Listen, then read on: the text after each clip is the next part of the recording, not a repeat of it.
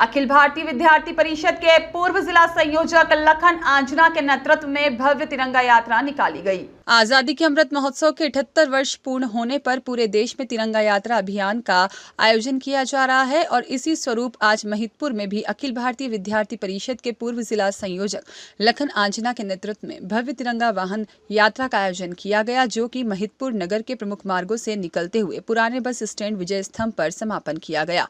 इसमें सैकड़ों की संख्या में वाहनों पर हाथों में तिरंगा लिए कार्यकर्ता और युवा शामिल हुए।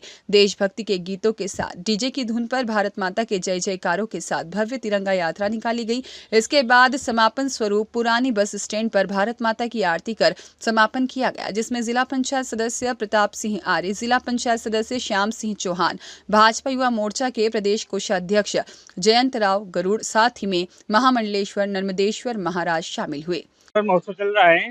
77वां स्वतंत्रता दिवस भारत देश मनाने जा रहा है।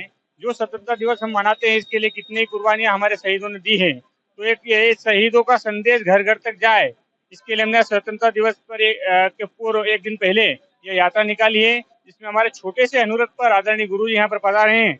इनका भी बहुत बहुत धन्यवाद। इनकी मार्गदर्शन में पूरी यात्रा यहाँ निकली है, जिसमें युवा मोर्चा के प्रदेश कोषाध्यक्ष जयंत राव जी गरुड़, जिला मंत्री हिमांशु जी रावल और अन्य अतिथि अन्य हजारों युवाओं के साथ एकत्रित हुए हैं। तो यही लक्ष्य था हमारा कि माननीय प्रधानमंत्री जी का एक लक्ष्य है कि हर घर तिरंगा अभियान, उसके निमित्त तिरंगा यात्रा निकालना था, जो नगर में वो पूरे महिदपुर विधानसभा में एक संदेश दे कि शहीदों ने जो कुर्बानी दी है वो घर घर तक जाए।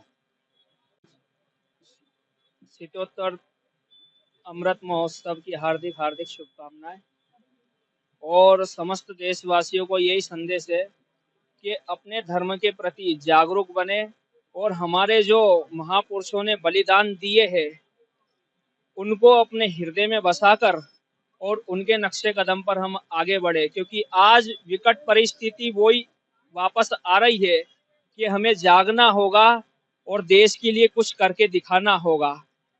अन्यथा ये भारत की भूमि है और वीरों की भूमि है। अगर कोई प्रेम से बांधता है तो उसे प्रेम से भी बनाएंगे, और ये वीरों की भूमि है। अगर कोई तलवार से मानेगा तो तलवार से भी उसको बनाएंगे, क्योंकि यहाँ पर हर एक चीज भगवान की कृपा से स्वतंत्र भाव से सिखाई गई है। हम दानव के लिए शस्त्र से कार्य करेंगे और मानवता के लिए हमारे शास्त्रों से उनके जीवन के लिए, उत्थान के लिए, आगे बढ़ने के लिए कार्य करेंगे। सभी लोगों के लिए यही संदेश है, अपने धर्म के प्रति जागरूक बने और अपने धर्म ग्रंथों को पढ़ना प्रारंभ करें, उनका अध्ययन करना प्रारंभ करें, क्योंकि आपको कोई भी आता है और धर्म ग्रंथों के प्रति बरगलाता है।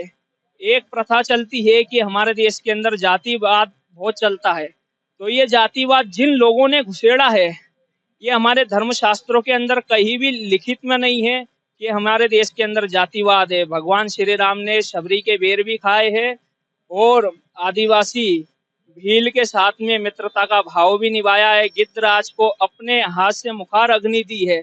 तो इस देश में जातिवाद का सवाल ही नहीं होता। सब एक बने और सनातन के लिए कार्य करे, सब समाज एक हो और राष्ट्र के हित में आगे बढ़े। इसी सद्भावना के साथ में सभी को बहुत बहुत आशीर्वाद और बहुत बहुत शुभकामनाएं, और लखन आंजना मित्र मंडली को भी बहुत बहुत साधुवाद, बहुत बहुत आशीर्वाद। इतना सुंदर आयोजन इन्होंने यहाँ पर रखा है, इसके लिए परमात्मा इनको भी खूब उन्नति प्रदान करे और हमारे देश के युवा सब एकजुट होकर कार्य करे। आज की देश की स्थिति में ये आवश्यक भी है। जय श्री महाकाल। धन्यवाद। कुशाल ठाकुर की रिपोर्ट।